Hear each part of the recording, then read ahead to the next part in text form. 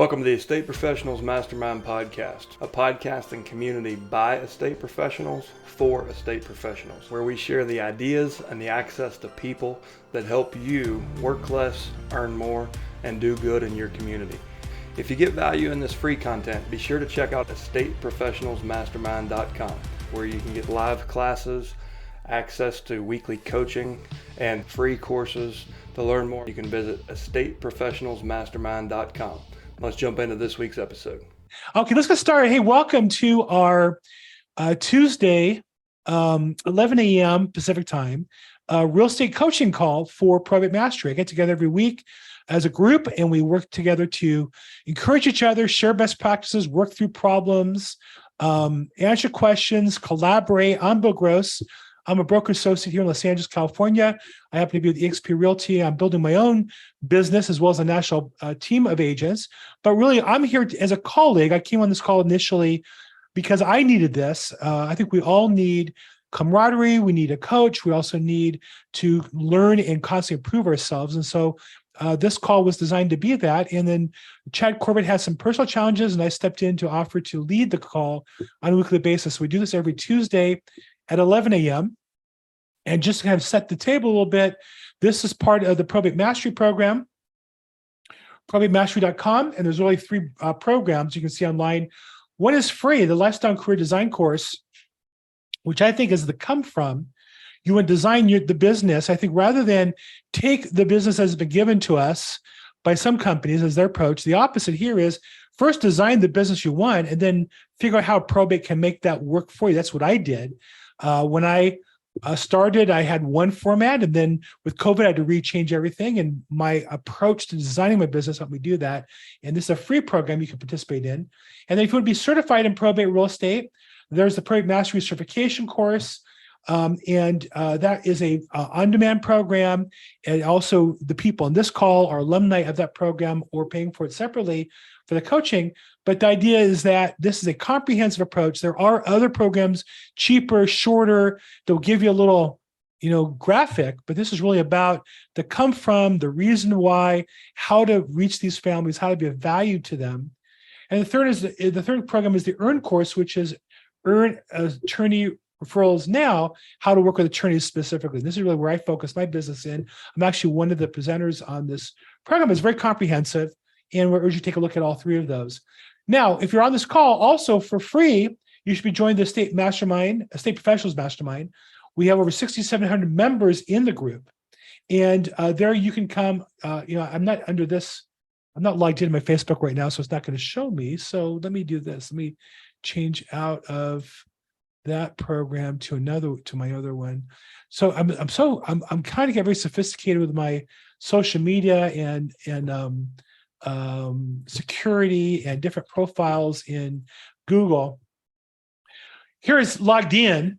And what I do want to show you is that I would encourage you all, part of your social media program should be posting material about estate planning and probate and such.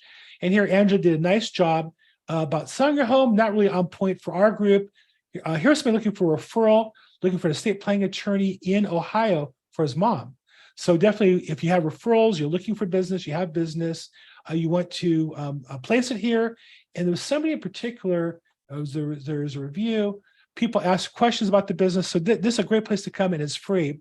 And then separate, I host a program called Probate Weekly, Thursdays at 4 p.m. Pacific time. Love to have you join us there, probateweekly.com, where you can come in and it's normally an interview format where I have a vendor, an attorney, to talk about the business, how to build a business, to learn and to educate, as well as a chance to talk to them individually. And I think also demonstrate what you should be doing in your marketplace, which is interviewing professionals, and that will create for you a sense of expertise with your customers.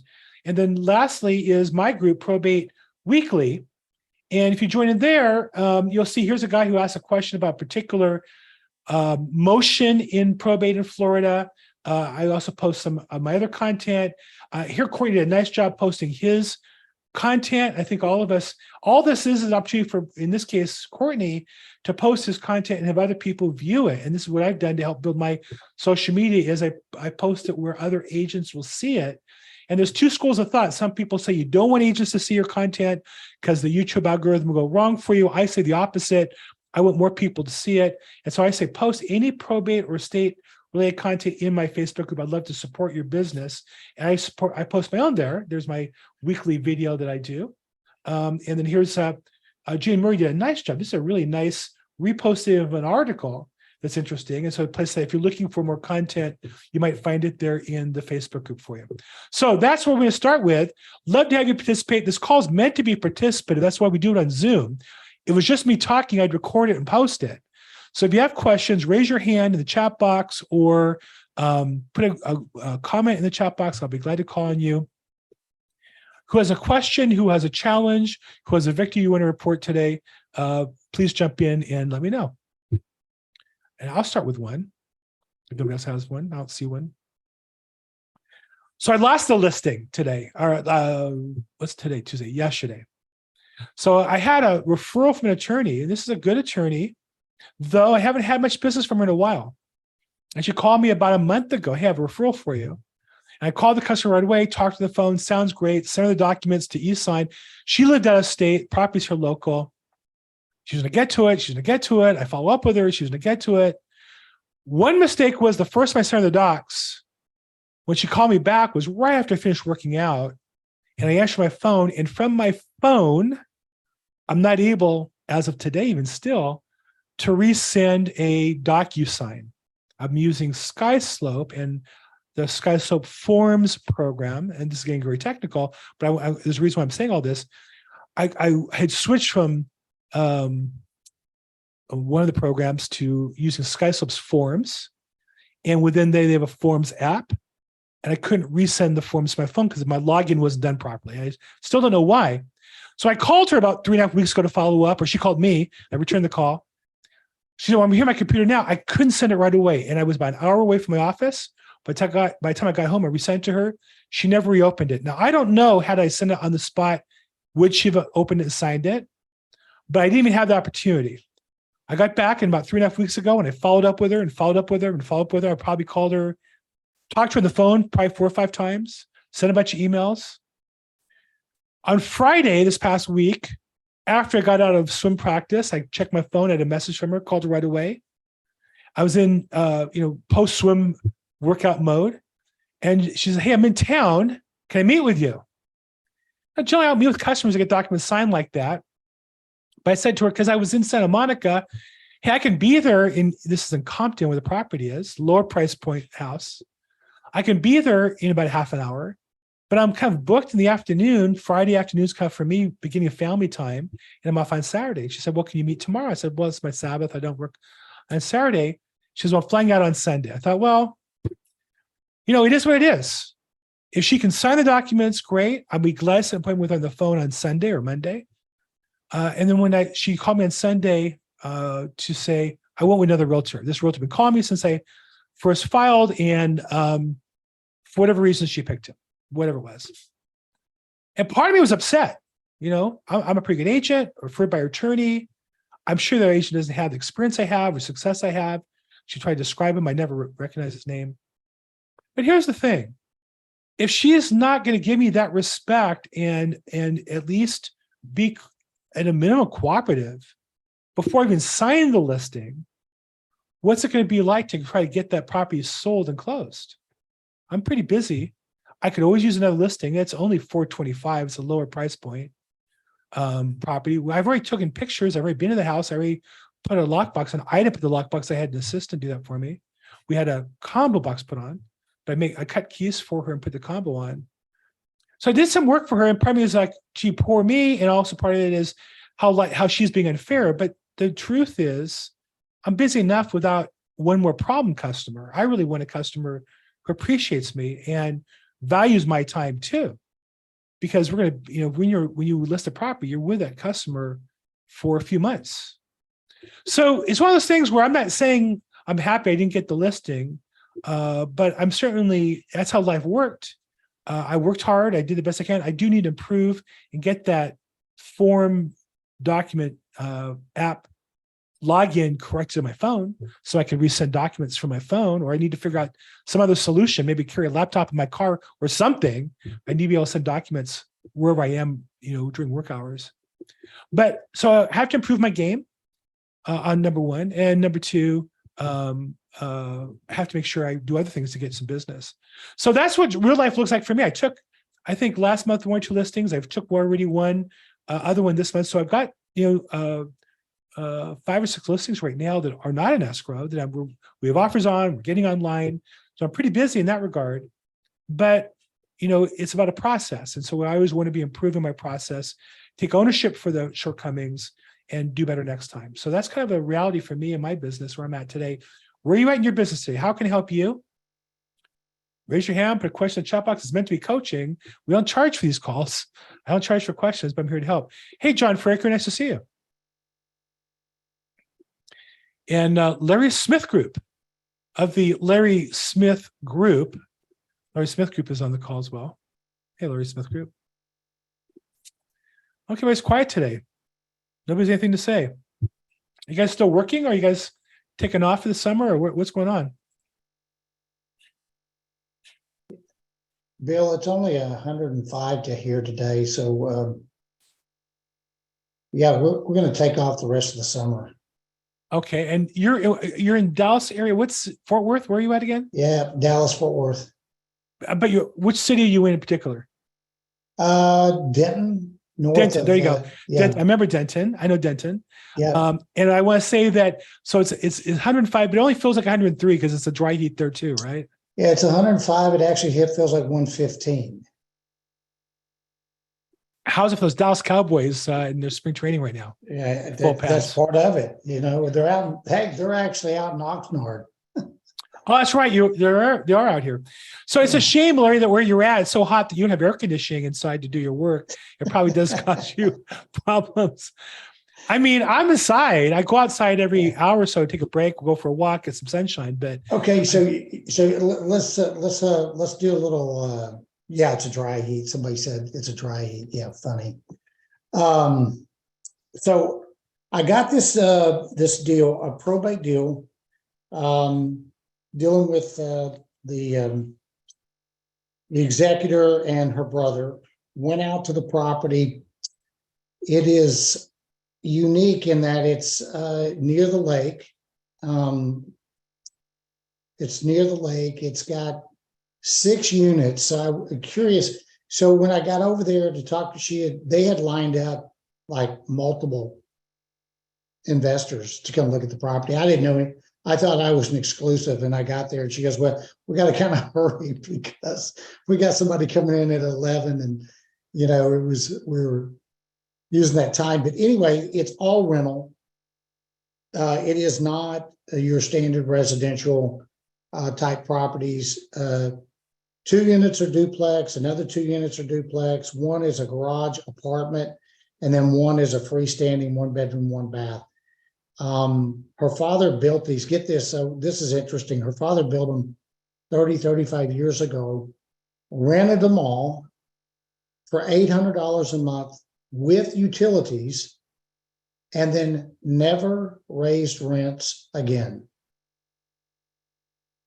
So we have a good occupancy rate there, but we have terrible financial performance for the properties because they've been under rented for so long. And now they've given notice to everybody, so everybody's moving out. So now they went from 800 a unit to 0 by the end of August.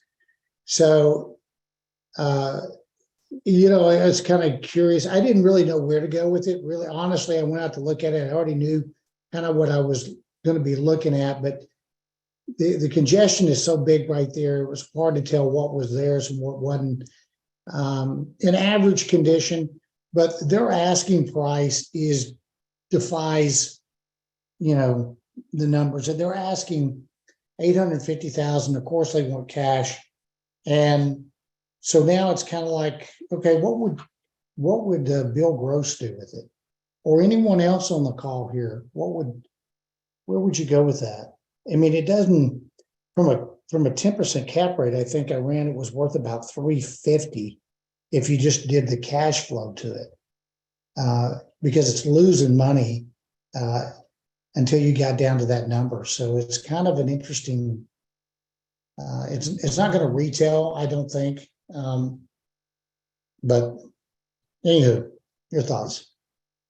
So is this a property you're looking to list, or are you just looking at it as from an investor side? Well, I've got a couple of investors that I could flip it over to or collect a commission and put a deal together. But I can already tell you they are not going to be interested at those numbers. So it could be that I just have somebody that's just not realistic. Well, so here's the thing. I think I don't know enough about the property and the business in Texas. I'm sure it's different in California because our rentals here are so strict. Here, people buy property if they're all vacant. They prefer it because they can fix them up and they get market rents because our rental market here is so tight. So I don't know about Denton or where your property is specifically, but what I'd say is, be clear on what you're looking to do. If you're looking to list the property, then I always tell the customer, I appreciate you trying to get $850 for it. I presume you haven't yet, or else you'd be in escrow with somebody. Mm-hmm. The wider net you cast, the more likely you are to find an investor, and that's why I'm a listing agent, right? And so I don't necessarily think that you're going to get a particular price just because you list it, but I'll say that I think you'll get a higher price. Here's what I can say with confidence: you get a higher price the more exposure you have on the property. That I know for certainty. And a property like that, I would not only list on MLS, but I also advertise on the LoopNet, would add it into that program as well. As an investor, what you're talking about is what we would call value add. And this is all we get in California. I would rather not buy properties that are pre-rent. I'd rather have them vacant because we get market rates, and the rental market here is so tight. It'd be easy to rent up those units and get good prices. But I don't know the absorption where you are in that market. So you have to be, you have to know your market, that specific micro market, a specific product, and value it accordingly if you're looking at it as an investor. But again, if you're looking as an agent, my feeling is there's two schools of thought. One is, when a customer wants to list a property for higher than the market, do you do that or not? And I was trained by Mike Ferry, who would say, no, your job is to get it listed at a price that will cause it to sell. Otherwise, you don't want to list the property. I've since changed my attitude towards that. I feel like my job is to be a service to the customer. Now, as long as listing them higher priced than it will sell at is of value to them, i.e., well, let's test the market at $850 and see if the market's there, but just know that if after 30 days we don't have an offer, we know it's priced too high and we need to adjust it. Would you be willing at that time to adjust it to price that would cause it to sell? As long as we've done everything we should have done before then. And then every week I would give them an update, show them what I've done on the property to market it, and then they would adjust the price, hopefully, and we'd eventually sell it. So as a listing agent, that would be my approach. As an investor, I don't know anything about your market to provide any particular insight, but I would say if somebody's interested in buying rental property in the Denton, Texas area, reach out to Larry of the Larry Smith Group, and maybe he can help you something. Yeah, you see Vince made a comment here. He's right on. I did do the current market. Yeah, I don't know about that. I don't know if that's true. I certainly wouldn't use I would use the current rents if it's rented and getting them out. There's an expense to it in your market. Where I live, you're stuck with that market with the current rent. You can't get them out with a crowbar. Right. Yeah, they're fortunate that I think 3 of them are already. 3 of them of the 6 were already empty, and 2 more were moving out this month. The last one was the end of August. So in the terms of being able to turn it over and get the market rents, it could be a better situation. But the problem is that if you value it based on what could be, based on what it is, there's a chasm here. Like if to give them the price they want, you would have to assume that you will be successful in getting the rents that are not currently being charged now. So there's some speculation on your part. Right. So what I try to explain to customers there is that, an investor who buys a property and invests cash and then hopes to, at the end of that time period, get those market rents, is doing that to get a profit. Now, if you want to do all that work and then sell it as a cash flow property, that's a different type of investor. So there's two types. There's the one who'll do all that work. They want to make a significant profit on their money and time. Or if you want to sell it at that rented up rate where the valuation based on the future market rents, then you have to do the work, which means improve the property to get it to that condition, get it rented up, which means pay the commissions and costs to get it rented, absorb the vacancies until you're done. And at the end of that time period, now there's renting for that. Yes, at that time is valued for that, but nobody's going to buy the property today and do all that investment, time, effort, and energy for a price that's going to be the after value. That's just again, I think that consumers watch HGTV and imagine it's just magic to get a property from A to B, and they don't realize people aren't going to do that nobody's going to do that for free. Right. But if you do all that work, yes, if you're done with all that, it's worth $850. Great. Then I'll check back with you and get it done. But anybody who's going to want to do that work is going to buy it for the costs, and they're going to probably want a 20% profit or 25% profit on top of all that. That's what an investor is. So again, these are just discussions. Our job is to educate customers and give them information. And I find that reasonable people understand that if I educate them properly. And there are people as a subset who are just unreasonable. And I've just learned, when you chase, for example, distressed sales, like when there are agents who invest to make a living chasing properties facing foreclosure. And what they'll tell you, if they're honest, the ones who are good at it, is most of those owners are facing foreclosure because they're hard to work with. They don't want to work with an investor. They don't work with the family members. They don't want to work with an agent. They don't want to work with somebody who approaches them. They want to do everything on their own, and they're about to lose their property because they don't know what they're doing. And here's a case where I've gotten different families in probate who never bought a property, never fixed it up, but they know more than me. And they're going to tell me what they're going to do. And like I said to you before, on my other story, when they start, I don't argue with customers. It's one of my rules. And if I find myself in that discussion, in that argument, I'll say to them, listen, I just want to be clear. I'm not here to argue with you. I'm a professional. I'm giving you my opinion. You can accept it or not. But if you don't, then we can't work together. Because you're not going to work with me if you don't respect me. And I'm not going to work with you and argue with you. If I wanted to argue with somebody, I'd go in the room and talk to my wife. I can say that because she doesn't watch this program. Is this being recorded? It is, but she doesn't watch these programs. So I can say that, get away with it. I can talk really big when she's not paying attention. But no, I think it's important not to argue with customers. Your job is to ask them questions, and salesmanship is helping to educate them. But some people just aren't educable, aren't able to learn, and they want $22 for the $20 bill. And they're going to learn one way or the other. They either learn by learning from you as a great resource, or they're going to learn on their own the hard way. And some people just have to learn the hard way. That's what they want to do. Yeah, I don't know that we have that kind of resistance. I just think it's you'll find interesting.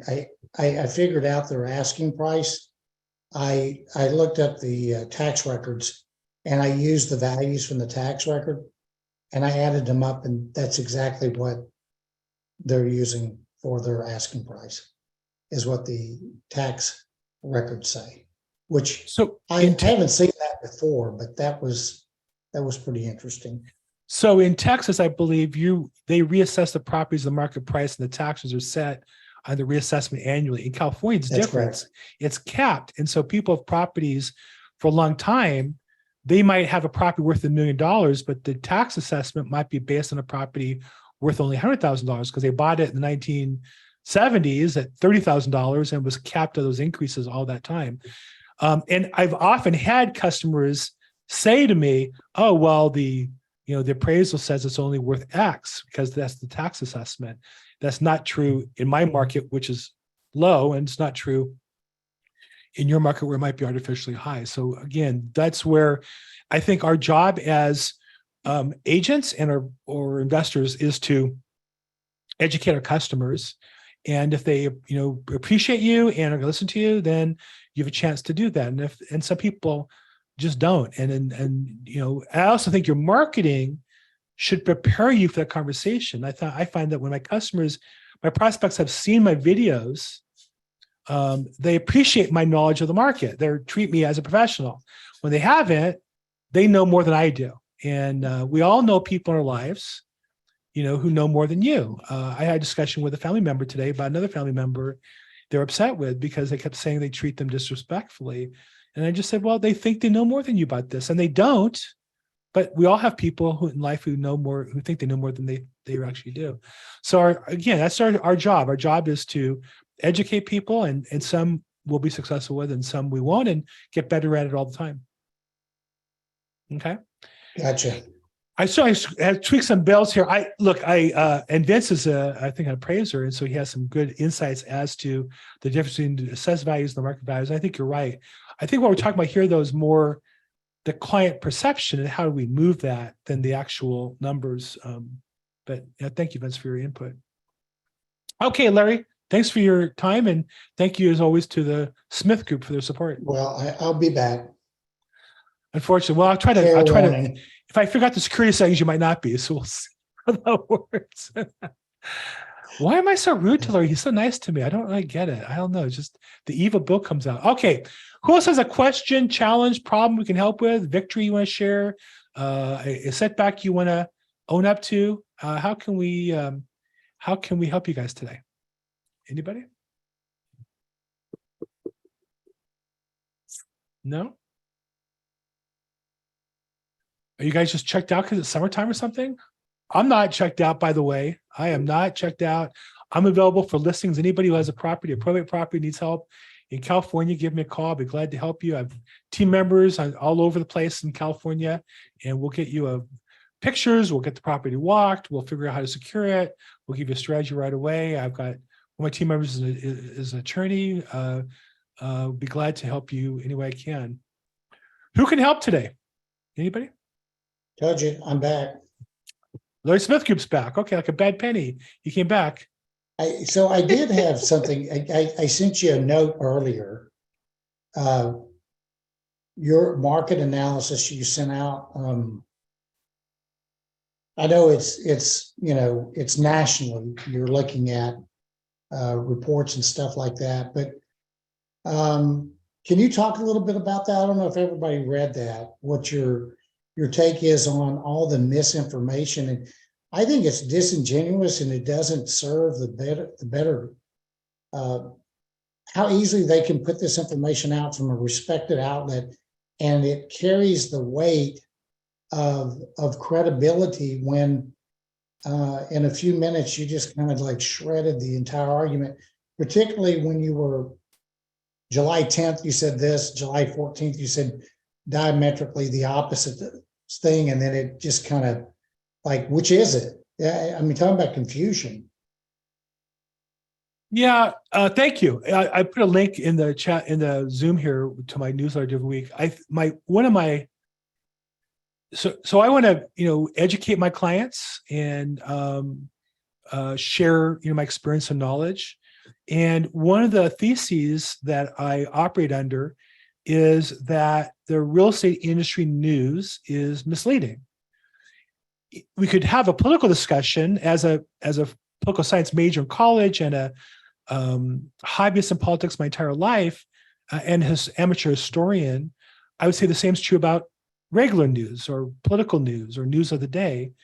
But I want to make sure people understand that just as bad as the news is as it relates to politics, depending on which side of the political spectrum you're on, I think most people agree with that, it's just as bad in real estate. And part of it is the economics of journalism has changed.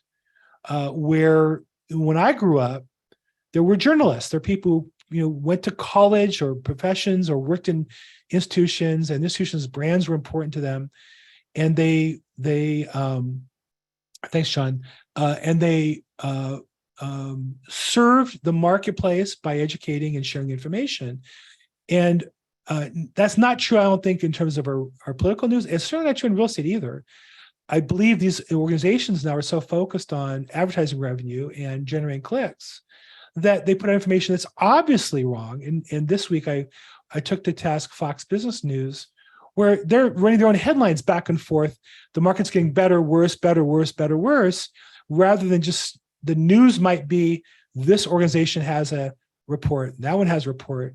It's not as dramatic. And so they want to scare their customers. And then sometimes right on their webpage, they're going to scare you about something. And there's a link right there to the advertiser that they're trying to get. So that's my newsletter I do every week. I send it out just for those who because the coaching call, one of the questions I get asked is, how do you stay in touch with people? And I do talk to a lot of prospects weekly. I do want people to reach out to me. So one way I do that is I do send out a newsletter to everybody I know via email every week. And I also post it on all my social media. So if you're connecting me on Facebook or LinkedIn or YouTube, or every email address, you're going to probably get it in maybe 2 different formats or more on top of anything else I follow up with. So that's what I do, and appreciate any comments. If you guys are interested in subscribing to it, love to have you subscribe to it. There's a link there on the page in the bottom. If you want to subscribe, feel free to. Love to have you continue. And if you want to unsubscribe as well, if you're on it, feel free to unsubscribe. And it's a way I promote my YouTube channel. One of the things that's important, I coach agents and teach them how to build their business, teach investors as well. YouTube has been a great asset, but one way to promote your YouTube channel is to email a link to your YouTube to your database, and that way you get more views that way. The other things I do are post my YouTube in my Facebook group, which I invite you guys to participate in, and do the same. And I also post occasionally in Chad. So I don't do that as much as maybe I should. I don't want to hog up all the space in there. So, but thanks for the call out, Larry. I appreciate the comment. And then encourage you all, if you all have your own social media, put it in my Facebook group. I'm glad to look at particularly probate related material. Yeah, I like I think that you did a good job of boiling it down to get rid of all the noise and get back to the basics. And the basics are interest rates are going to drive buyer behavior to some degree. And I guess a good example of that will be if the market reports I've been reading, if it drops another point, it'd be interesting to see what it does to buyer demand. However, the other side of the coin is with the low inventory that we got right now, I think that's going to just put fire to the prices, which have not retreated as many predicted it would. So if there was a drop in rates and the buyer demand went up like we saw it happen a couple of years ago, I just don't. If we think it's low inventory now, I think it would be just almost next to nothing when it's done. So that may be a reason why you don't see rates come down appreciably at all. Yeah, I think you're spot on. I think that people who say, that the high rates are limiting the market don't understand that if rates dropped, that doesn't necessarily create more houses, more listings, but there'll be more buyer activity for the fewer listings that are there. And one of the other things I constantly talk about on my YouTube and on my newsletter is when these government programs subsidize buyers, all they're doing is creating more buyers for the same houses. Now in Texas and in Denton, Texas, you guys are building houses, right? And in Phoenix, you guys are building houses. In LA, we're purposely not building houses. In California, and I am in the California market, and I know many people on this call are, you hear the term housing crisis in California, that's a big lie. The truth is in California, the politicians here, the governor and the legislature and the local counties and city of Los Angeles have decided to limit the number of houses they build. They want to build more apartments and condos in the city next to subway spots. And they don't want people to have what people want typically, which is a 3-bedroom, 2-bath house with a yard for their family, their kids, or dog to play in. And so the challenge there is to kind of sift through the news and the fake news.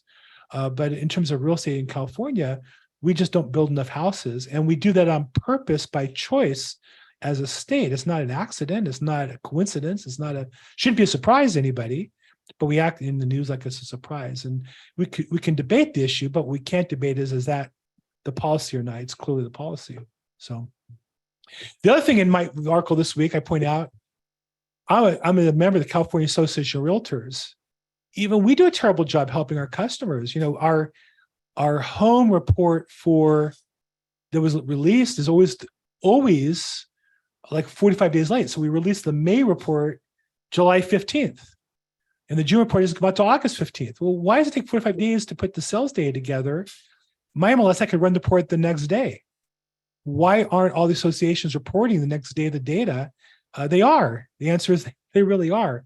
But I think what happens is big time investors see the data for 45 days and make their trades on stock before consumers make decisions on houses.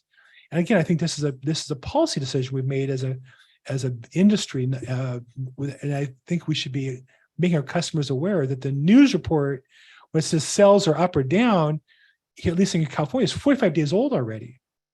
And the real money's already made the decisions. They're either going to buy houses or sell houses before consumers have made that decision. Another thing is that I'm looking at these headlines. I'm going back over your newsletter again, and all of them are, dire headlines. The end of the world's coming. Take cover. And I read these same headlines last year. Right. And toward the end of 21, I started seeing some of that, like the party's over, watch out, and I do know that there are some trouble spots in the country, but overall, when are these news outlets going to start printing retractions and apologizing for consistently getting it wrong?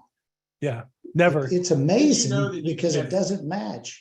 The answer is 2008. I'm trying to go online right now to kind of show you one of the channels. Yeah, good luck with that, Larry. One of the channels. Yeah, the answer is never. Well, it was a rhetorical question, but go ahead. Here's one I think is one of the worst. Now he does a great job as an entertainer, but look at his face in every picture. 90% drop, rent crash, sell now, 50% crash. But he's been doing this for a year. Crisis, Wow. warning, bank crisis. And look at his, again, he's a very talented YouTube channel. And I'm not judging him personally. It's not my place in life to do that. But you can see for months, everyone reduced, meltdown. This goes back Layoffs. 9 months. Florida's crashing, recent danger, 60%. And I love his face. I mean, I haven't frowned that much in my entire life if you add it together. Now, again, I don't know how many, but look how many views he gets. 120,000, 278,000. I get 200 and I'm thrilled because this sells. Absolutely. This sells, right? This guy has 881,000 views 4 months ago. The home prices will crash in 2023. Now, it hasn't really happened yet. And I think when you really break down the data, as I say overall, when people talk about crashing, it's really, they gave back some of the unreasonable run-up of the last 2 years. But again, 238,000 views a year ago. The debt bubble just burst. Prepare for a big recession in 2022. Well, we didn't have that. Inventory is exploding. 2022, housing crash getting worse. So this is just one. And again, I'm not judging him as a person. Good for him. He's a businessman. Just know it's entertainment. It's not education. And when customers see that, I don't want customers to see that and sell their house because of that. Anymore, they want them to buy because other people tell them how good the market is. I believe the term for that is called clickbait. I think you're right. I believe that's what that is. But you have a healthy disposition toward it as being entertainment, because but for the average person that's not watching and tracking like we do, that comes across as credible, and they're acting on that. So, well, I think in every area of your life, you should have healthy skepticism and be able to understand. I was in high school on the debate team and in college as well, and learned how to take information. And I think I'm hypersensitive to data, how people misuse statistics, how they misreport statistics, and also how to read the data. There are times that people say to me, well, are you a doctor if I'm reading a medical report? And I said, well, no, but that medical report is written in English. Like you can read it. It's not, I don't know how to operate on a body, but I can read a medical report. It's written in English. It's not difficult to understand. So I think for all of us, we want to live lives and make informed decisions and choices. And one is just don't take information just because it's given to you. You should be skeptical. And same with me. And it's interesting. I get some negative comments occasionally on a guy saying, because I called somebody out. I asked the question, is this guy being stupid or dishonest? And it was a real estate coach who was disparaging the company I'm affiliated with. And there's plenty of in life you can talk about in competition to be healthy, but he was either acting dumb or purposely misreading information to make a video. And he got a lot of views because if you write a video that disparages eXp Realty and put it on the internet, there are a lot of people who want to see it. There are a lot of people, other companies who want to see that. And I'm not against it. If you have some legitimate gripes, by all means, but don't either be dishonest or ignore facts. And this is a case that happened there. So I got some negative comments. Who am I to call the guy stupid or dishonest? Well, you tell me which he was. He either didn't know what he should know, or he does know it and he's being dishonest. Those are the only two choices in this case. So anyhow. Okay. And then Vince put some good information on how you can track the changes in the market coming up. I think that's very good information there as well. Okay. Anybody else have questions, challenges, comments before we wrap up here? I know it's hot inside air-conditioned homes and throughout Texas and Arizona. It's blazing hot. I guess you guys don't have air conditioning. That's a shame. But I guess we're all hot and bothered and disrupting our workflow. Bradley at least is in a car, so he has an excuse. I don't know if he just got in, the air conditioning hasn't hit yet, or his air conditioning isn't sufficient where he's at. But the rest of you, if you're inside your house right now, you can turn on the air conditioning and get back to work. There's no reason to complain about the temperature.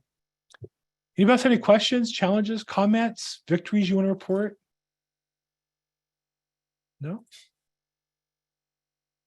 Not hearing any? Okay. Well, I mean, we don't have to. I'll tell you, we'll wrap up a little early today. We do this every week. The goal of this program, the purpose of it is, and I do think it's real, that we have real estate agents who want to change their business, either starting out and building on probate or add probate to the mix. And it's not sufficient just to buy data. It's not sufficient just to cold call.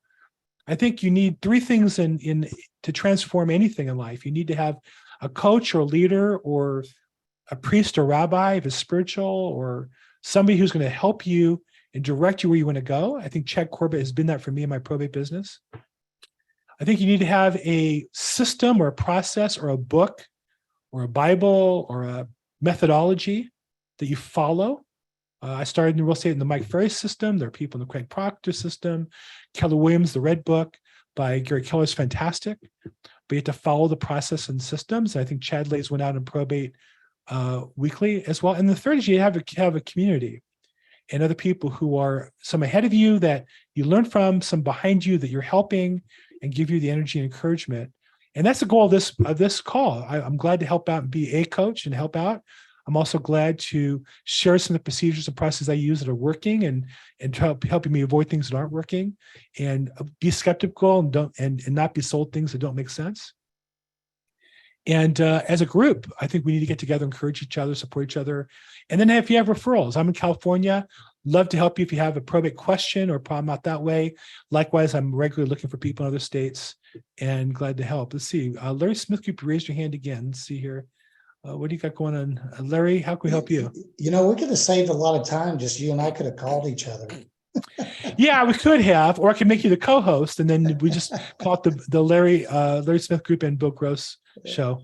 There you go. As long as I go first. So I did follow up, and I started a YouTube channel. Nice. And I put together my first video and just got it back yesterday. And lo and behold, it wasn't a total disaster. So we're going to go ahead and post it, and hopefully when I grow up, I'll be Bill Gross.